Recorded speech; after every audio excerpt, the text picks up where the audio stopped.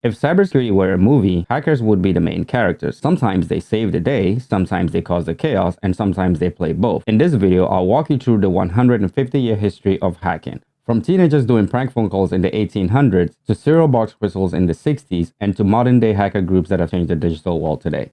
The first hack didn't even involve computers at all. There were no screens, no keyboards, just telephone wires in 1878. 2 years after Alexander Bell launched his phone company, teenagers figured out a way to cross lines and prank phone callers. Those were the first recorded hacks.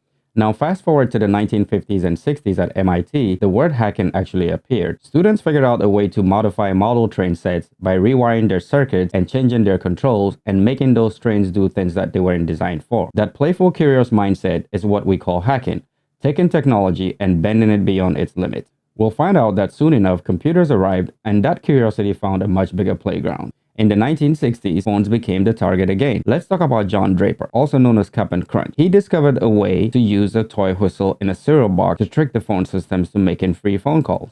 Remember when they used to put toys in cereal boxes? Kind of like today when you buy a McDonald's Happy Meal and you get a toy with it. The toy in the cereal box made the exact tone that AT&T used to route phone calls, and therefore one whistle and you were making free phone calls. And this was the rise of something in hacking we call phreaking. Now let's move on to the 1970s. In 1971, the US Air Force took hacking seriously. They hired a team of experts to break into military systems before adversaries could do so. These teams were called Tiger Team, and these were the first ethical hackers. The 1980s pushed hacking into the headlines. Germany's Chaos Computer Club exposed massive security flaws in government and corporate systems. And in the United States, lawmakers responded with the Computer Fraud and Abuse Act, which drew the line between exploring and committing a crime with computers. By the 1990s, computers started to be everywhere: homes, businesses, and schools. Hackers like Kevin Mitnick became famous for hacking into companies like IBM and Nokia. Groups like Loft warned the world that the internet and computers were nowhere secure as people believed them to be. From cross-phone lines in the 1800s to serial box whistles in the 60s to the global cyber attack mainstream today, hacking has always been about one thing: finding and pushing computers and technology beyond its limit. So who are hackers of today? As I said in our cybersecurity movie, some play good, some play bad, and some are a blend of both. Depending on where they fit, they're grouped into categories. So white hat hackers are security researchers who find the flaws before the bad ones find them. And on the opposite side of it, black hats are pretty much criminals, and they use their hacking skills for criminal activity. And then there are state-sponsored hackers who are pretty much driven by nation states to hack other nations. There are other hackers called gray hat hackers, who are those that fit a blend of both. They're not necessarily bad, and they're not necessarily good. And then there are others like hacktivists who hack for political causes. Hacking began as a prank. Today, it shapes global politics, business, and everyday life. Heroes, villains, and those in between. And all of this has been unfolding for nearly 150 years.